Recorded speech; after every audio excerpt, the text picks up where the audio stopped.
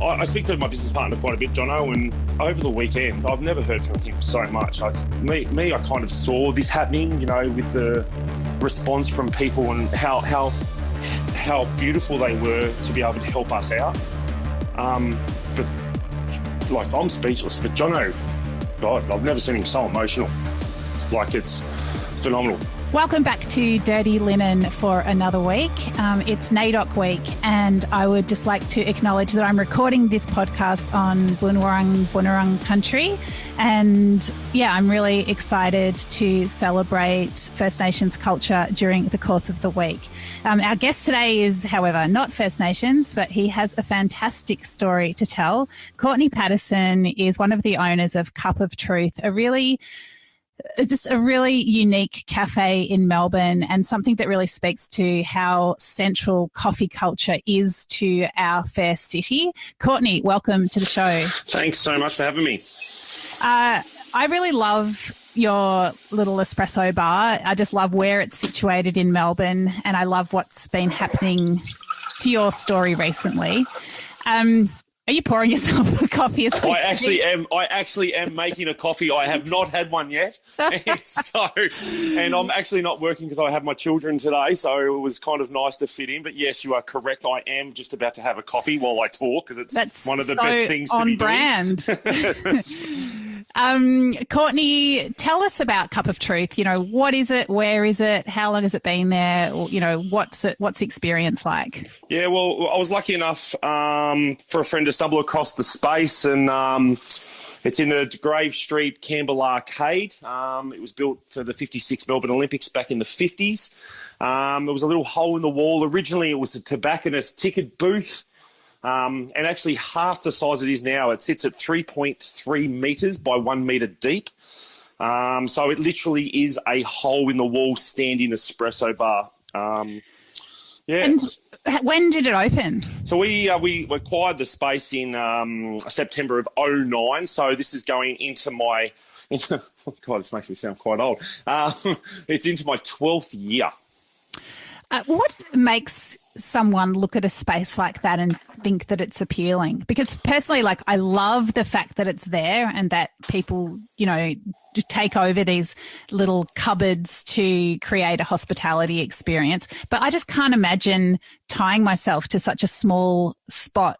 Personally, what is it about it that appeals? Well, first of all, where it was, which was right next to a train station opening, and that was one of the most pivotal exit points, in my first, 5 or 6 years of business, before basically the new Southern Cross station was built. It used to be, and Flinders Street was the hub of the area. So the space itself, it was a coffee shop before we took it over. The woman who we got it off actually was just done, and so I sat in the space for a few days, and it felt right. I'm 6'4". If you've ever been past the shop, I'm a big guy, so to fit in this little shop sometimes felt a little bit claustrophobic, but I got used to it real quick, and as the customers did. So I know that you're regulars, and I can't pretend that I'm a regular. I'm not a commuter, but I know that people who do have built that cafe into their lives, they really, it's just a really special part of their day. What is it that you try to offer customers? Well, it's definitely changed over the course of years. We've been lucky enough to win a lot of awards for the shop, personally, myself. Jono, my business partner, and I have just really have that, we have differences like any business partners or friends or relationships or parents that, we have our differences, but there's one thing that we both agree on, and that's how we want our coffee to be. And because it's just been Jono and I, and we've had some friends help us out throughout, our 12 years, we haven't had 15 baristas working at once. It's just been Jono and I running the same principles. So the consistency of quality has always been up there. We've been lucky enough to use 3 different coffee brands with some rotating ones over the course of the 12 years, whichever suits our cafe best. So, having those customers come in every day, it's quite phenomenal. I think we have like an 85 to 90% return rate. Wow. That's amazing. And I mean, just pretend that I'm an alien that's just dropped down from outer space, and where I come from, there is no coffee. Like, what is it? What makes a good coffee? Like, when you say consistency, what is it that you're aiming at? I get asked this quite a lot and realise how deep my knowledge goes over 12 years of specialty coffee. Every coffee can be okay. You know what I mean? You could have, all coffee scored out of 100 points, and we try and use anything above 80, which becomes specialty. Our coffee brand, Small Batch Coffee Roasters, have come on board, use high 80s, which is phenomenal. But I've also had coffees from I used to work for Lavazza. I've worked, been around Victoria Coffee. I used to work for Illy. So I've been through different brands my whole life and career. The coffee itself and how we want it to look is one thing. But having the customer service for your people, your coffee can not me, I won't drink it, but your coffee can be sometimes somewhat moderate to okay. But if you get that personality from your barista, that coffee that's now okay becomes great. We're just lucky we have amazing coffee and the customer service. Yeah. Well, one of your customers that I spoke to for a little story I recently wrote, and we'll get to the reason for that shortly, he said that he loves getting sassed in the morning. So what's that all about? Yeah, you must be talking about Ash. Yep. Ash, believe it or not, Ashley's Canadian. He's been coming in the Cup of Truth now.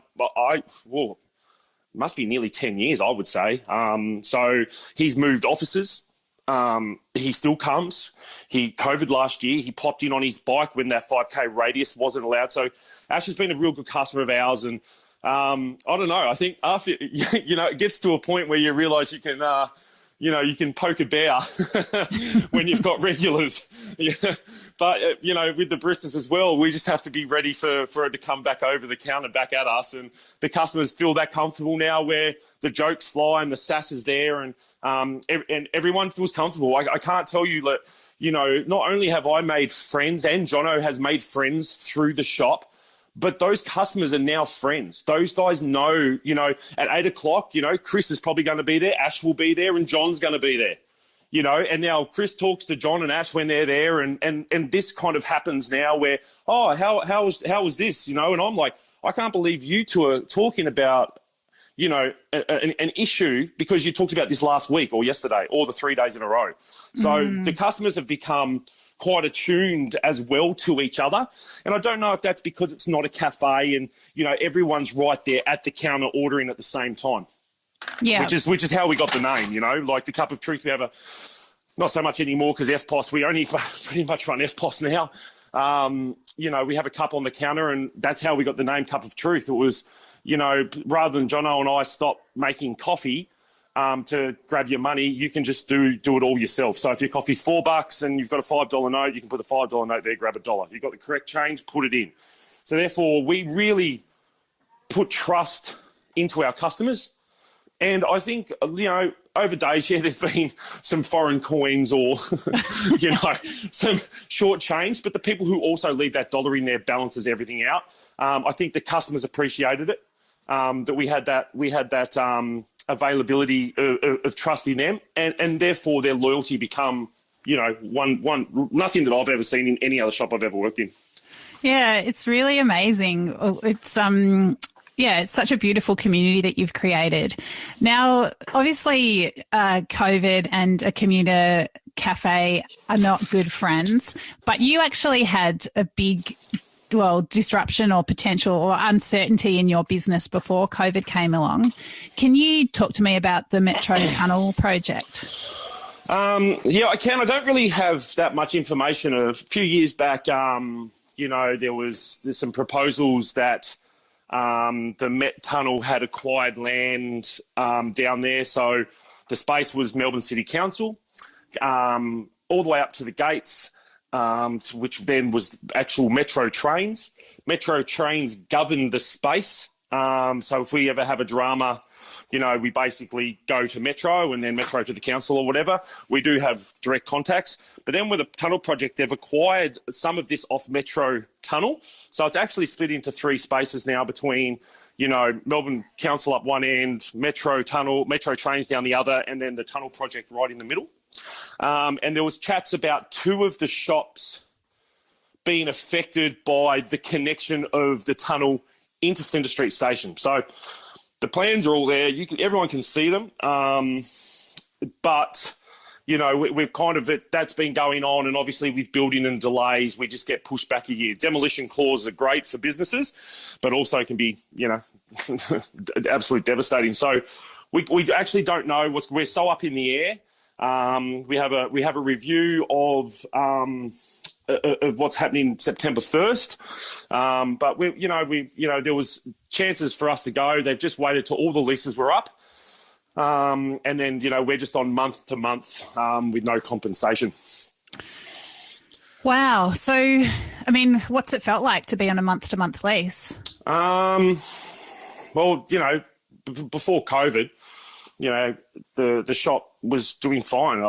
You know, it's been very fruitful, you know, for me in not only my career, but for my children growing up and Jono. And, you know, we've both been able to afford to purchase a house, you know. So the tunnel, you know, there's always chats. Well, there might be some relocation help or finding another site. Can we have the shop back after it's all done?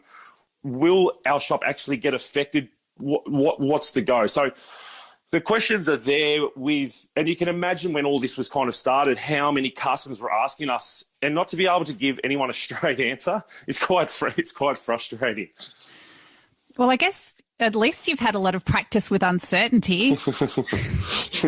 Yeah, that's true. This is true. I don't know. I just said to Jono, like, you know, we were thinking about maybe doing another space. We're already like looking for another site. You know, at this point, you know, he lives a little bit further out. I'm in Port Melbourne. So, you know, it's one of those things where both of us have to be okay with it. Are we okay? Where's our direction going for the cup of truth? You know, we talked about maybe roasting our own coffee. We talked about maybe franchising. There's been a lot of stuff thrown around because it's had to be thrown around. Where I just want to go in and make coffee for my people. So Courtney, I'm not sure which end to tackle the next part of the story from. I kind of feel like I want to start with the GoFundMe, and then we can track back to why you needed to set it up. Yeah, no problems. Let's just start with that. You ask the questions and I'll give you some insight. All right. Well, tell me why you set up a GoFundMe and tell me what happened when you did. So the GoFundMe, our coffee machine broke straight into COVID. You know, I've witnessed a lot of stuff in my, in my life, you know, kids, houses, cars, bikes, you know, coffee, customers leaving, businesses going, the city shifting. We had another shop in Paran that we, you know, ended up being able to move on. You know, I've seen a lot of stuff, but COVID taking the shop where it was to basically 0 people into the CBD was nothing I've ever seen. Like, I'd be in that arcade and it would be me, one of my best mates, Ben, you know, who used to just come in and just hang out with me, and the 2 station people for 8 hours. So wow. There was no, but I was lucky. I also had the opportunity not to sit at my house. So I wanted to take that opportunity and make myself my own coffee in my own shop.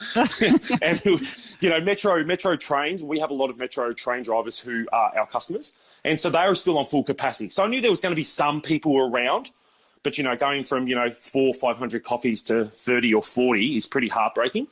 Wow. So we had really no money. The government, both Jono and I are on the government subsidies, which was great, which really pushed us across the boundary. But, you know, a few months in, our coffee machine, which was a La Marzocco Strata, basically wouldn't turn on.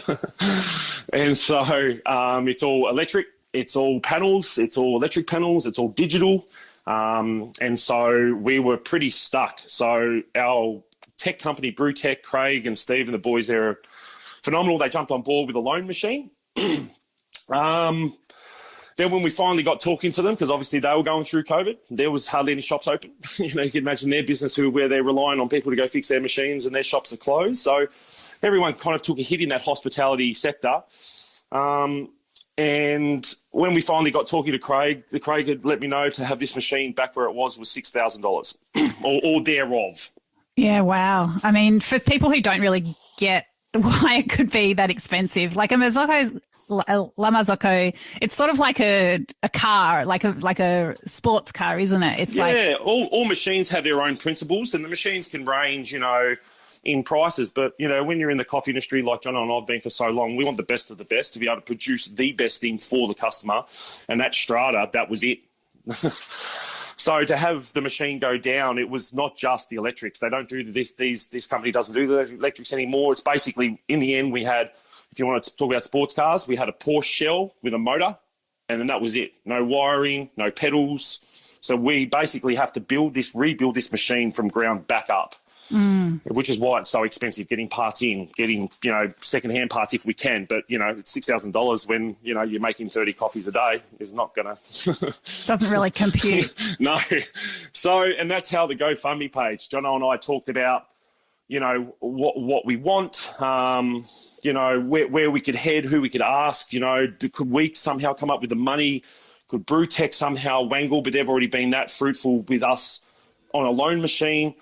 And it was just recently I said to Jono, the company needs their money. What are we doing?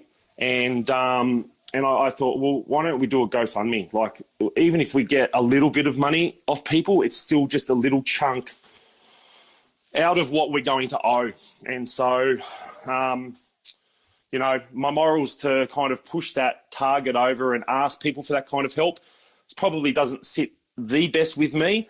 But when I thought back of how many times I've been that person's go-to for their problems, their dramas, they come in from home with, life issues that I've been there for 12 years for them. I thought, you know what, I'm going to ask them for help now. Wow. And so we did. We launched it. We needed 6.1, 6.2, I think it was. I can't remember the figure. I said to Jono, this is what I'm doing. Just be ready. You might want to call Craig and just say, start the machine. Because even if we have a little bit of the money there, we'll get it started. And Jono said to me on the Friday, once I launched it at lunchtime, he goes, we might just wait till we're halfway. And both me and him were thinking 2, 3, 4 weeks, maybe to get to something. And I said, so I agreed with him and said, okay. And then by Saturday morning, we're already halfway there. Oh, wow. So like within a day? Yeah, not even 12 hours. Oh, my goodness. Yeah, it was pretty humbling. I mean, and how did you even let people know about it?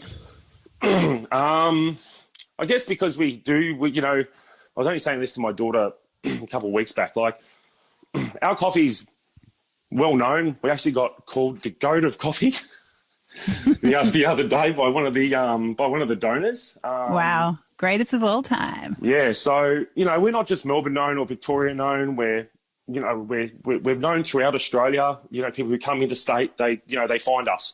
But we're also known from overseas, which is pretty cool.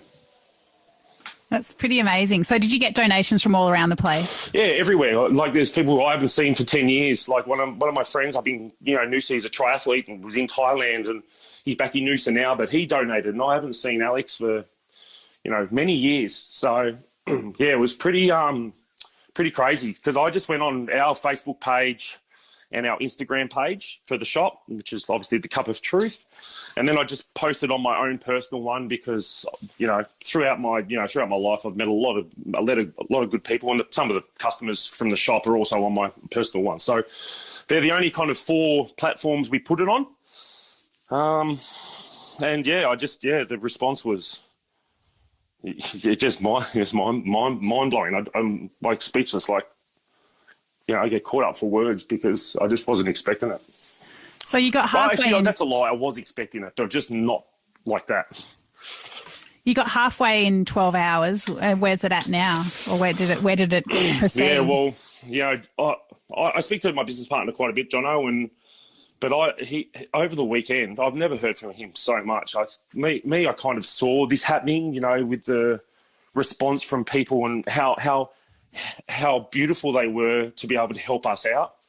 But like, I'm speechless. But Jono, God, I've never seen him so emotional. Like, it's phenomenal. So by the end of the weekend, we're, you know, $500 off the target. So, you know, you're talking, you know, just under 3 days. And then Monday we hit the target of last week. So we just, you know, I've messaged most of the donors where, you know, there's then people obviously heard about it at the shop who might have come in for one of their days because, you know, some people coming back once every 2 weeks, some people not there when I'm there, some people there when Jono's there. And then some people hadn't heard about it. So, you know, Jono said, you can't take it down yet. There's other people wanted to donate. Next thing you know, we're at $7,000. Wow. You know, 7.4. Like, yeah, it's phenomenal. So, Courtney, you said you weren't really surprised. Why is that? Because our customer loyalty, as I said, it's like an 85% return rate. And so I don't expect anyone to donate. Some people are for it. Some people are against it. Some people, you know, have really good, secure paying jobs. Some people like me who don't. And every array of person has donated. And, you know, we've had some big ones. We've had $5 ones. But, you know, it's not so much the matter of the amount. It's more of, you know, the amount of, you know, just the incredible people being able to help out a business that, you know, has helped them out, you know. Like, you know, I had a guy years ago who was from Boston, one of the head lecturers of neurosurgeons or liver surgeons or something. It was crazy. And his name was Bob, and Bob just didn't want a lid. He had a large coffee, just didn't want a lid because he wanted to see the latte art. That's all he wanted. He said, I just don't want to leave Courtney. And I found out that he was this lecturer, and he was designing a pill for celiacs. So here I am helping a guy out every morning who just wants to see latte art, and he's producing something worldwide to help celiacs. Like, that's so beautiful. It just makes me feel so good about the world where you just think everybody just has to do their bit, right? Yeah, well, that's exactly right. You know, like, as I said, I wasn't, I shouldn't say I wasn't expecting. I was expecting a little bit over a course of however long, but, you know, to have that many people come on board that quickly and just show how much they love us and what we've been able to do for them every morning, or, you know, as Ashley said, you know, a bit of sass.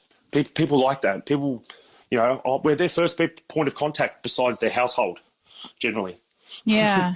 So, you know, if we can put a smile on someone's face with a great coffee and a bit of convo, you know, the love in return has just been, as I said, it's just overwhelming. Yeah, it's really, it sort of makes me think, like, you've had this moment of adversity or this situation that you couldn't really handle yourselves. You needed to reach out, but it's really, in doing so, it's really shown you how much you mean to people and how important what you do is. It sort of makes me feel like, wouldn't it be good if we could all realise those things without the adversity, or do you somehow need that trigger to trip you over into realising something? I don't know. It just makes me think of, you know, like occasionally you hear about someone who knows they're going to die and they have a funeral while they're still alive. That was my mum. Oh, are you serious? And she had to, it was only a couple of years ago, and she had to choose when, and, you know, and the beautiful person she was asked if Thursday suited everyone else. Oh my goodness. So yeah, that's exactly how it is, where you're in a bit of an up in the air and you need to make some decisions quick. And the decisions are never going to be wrong, but you're always going to reflect on them no matter what you choose. So, you know, with the GoFundMe, it's, as I said, it's blown me away and Jono away, and, you know, have a paradigm shift of where you sit with people and then now where those people sit with you. So anyone who's donated, we're going to engrave the machine once it comes back with their initials, which I think is a nice little thing. So every time John and I, you know, pour a coffee in that machine, all those guys who've helped us out having this machine back will be on that machine. That is so beautiful. It's, I mean, that feeling's going to just always be there, hey? Yeah, it's, every time somebody comes in now and this coffee is being poured out of this machine that everyone got back for us, because, you know, I don't know what Ash had said to you, but he needs his coffee. He does not want us not to be serving him his coffee. So, you know, to be able to put that back on the bench and, you know, for Jono and I to do what we do what we do. It's incredible. Courtney, what was your mum's event like? Did you call it a funeral or a wake, or what did you call it? It was really weird because, she went into hospital and just didn't come out. So, over about 5 to 6 weeks, she just deteriorated, and, she had some heart complications and, some other stuff that was going on behind the scenes. And it was ended up being a funeral. In the end, she had a beautiful one. She was an absolute gorgeous soul, and Wow. Well, I'm sure she'd be incredibly proud of you, what you've done and how you've sort of brought your community together through this period. Courtney, you're in the thick of it there in the CBD, and Melbourne's obviously it's just, I don't even know what words to use, but you tell me, because you're in the thick of it. Well, a few of, as I said, a few of my mates and people I've known, ex-customers, I had a woman named Alana who donated as well. She's up in Sydney, messages us on our Instagram page once every fortnight saying, miss you guys, miss your coffee. It's not the same here in Sydney. And, I asked her how things were with the lockdown recently, and she goes, oh, my God, I can't go anywhere. And I was just thinking, you guys are locked down for 2 weeks. Yeah, well, let's hope it's only 2 weeks. Yeah, so, for the rest of the country who, is now in this horrible predicament that we'd been in for nearly, 7 months, I described the city like a zombie movie. There was some people there, and we're all on the same page, essential workers, hospitality, if they could open, like between my shop and Collins Street, between, Flinders Street Station, Flinders Street, through my arcade, De Grave Street, Centreway, and the right-hand sides of De Graves and Centreway, out of all the shops that are open, 4 stayed open. So, people couldn't afford their staff, coming in, stock, it was just absolutely eerie in the city during COVID. As I said, I've seen a lot of stuff in my lifetime, but yeah, the COVID is something completely different. The shop was getting a little bit better. John and I were, I shouldn't say getting back on top. Back on top's not the right word, but finally, being able to do some stuff. If I went to a pub with my mates would have to buy me the beers. that was just how it was, So to be able to go back in and shout around, was like nothing I'd done. So it was super tough, to witness what we witnessed. What's your feeling like now? I mean, you've been buoyed by this event that you've set in motion, but how are you feeling about the city generally? If you had to move, would you reopen in the CBD? What do you reckon? There's Jono and I have definitely talked about this. It's, I don't know. I've got friends who own bars. I've got friends who own restaurants. Andreas from Tipo 00. Both me and him and John all worked at Voudemont together. Andreas as well also donated. Thank you so much to him. His pasta restaurant's the best in Melbourne. It's phenomenal. So we all talk about this. We're talking a year at least. Where everyone feels, because the roads are packed. People are driving because no one wants to catch public transport. And generally, if they come in to Flinders Street, it's generally tram to train or train to tram or train to train, all going through the city. So people aren't coming back. There's no such thing as mandatory workforce. It's voluntary. Come back if you want. We really kind of want you in. But if anyone feels uncomfortable, the companies aren't going to say you have to come. They're going to, 2 days, 3 days a week. Hospitality in the CBD and retail, hospitality and retail in the city, it's never going to recover, because if people are only coming in 2 or 3 days a week, that's not covering rent. And believe it or not, we have been super lucky, which I probably should have mentioned. We have been super lucky with actually the tunnel project buying us out, because in that arcade, which might or might not go, there has been chats about boarding the site up, because Metro doesn't want to congest the other exits. Metro Tunnel froze our rent. So we were one of the lucky ones where I talked to a friend of mine at Seedling, Georgia. Me and her were like thick as thieves together. Like, let's get through this. Her innovation to change her business model, saved her business, and she's going really well. Other people, not so much innovation. Some people over it. Keys getting handed in. Landlords not being, because they've also got bills. Like the domino effect of what is happening in the CBD and trying to get the dominoes to stand back up without falling again is like, I would say at least a year to 2 years away.